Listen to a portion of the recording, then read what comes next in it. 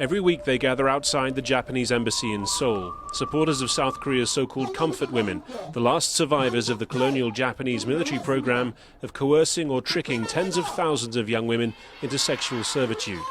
It's an issue at the heart of strained relations between Seoul and Tokyo as Japan's Prime Minister Shinzo Abe prepares to meet South Korea's president for their first face-to-face talks. For 25 years in front of the embassy, we've been shouting for Japan to officially apologize and legally compensate. If Abe has solutions, he can come to South Korea. Otherwise, he cannot. When Japan's Prime Minister made his statement marking 70 years since defeat in World War II, he upset both Seoul and Beijing by upholding previous prime ministerial apologies for his country's wartime conduct, but without reiterating them from a personal standpoint. So for all the symbolism of this first Japan-South Korea summit for more than 3 years, what chance of progress on the historical issues that so divide them?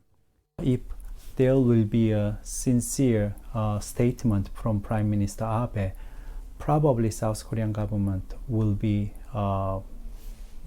most of the part satisfied.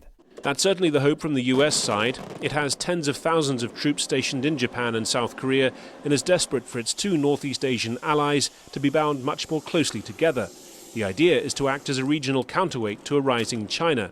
But South Korea's President Park Geun-hye has charted her own course, developing much closer ties with China, evidenced by her controversial decision to attend a major military parade in Beijing in September. This week, in an apparent coincidence, a new Comfort Women statue was unveiled in Seoul, for the first time displaying a young Chinese victim alongside a South Korean girl. It's a symbol that China and South Korea have much more in common on these key historical issues than either has with Japan. These talks won't all be about history. There are important economic matters to discuss, not least the prospect of a free trade agreement between these nations in the future. But the real focus will be on the significantly short meeting between President Park and Prime Minister Abe on Monday. Whether that will lead to the kind of improvement in relations that Washington so wants is another matter entirely. Harry Fawcett, Al Jazeera, Seoul.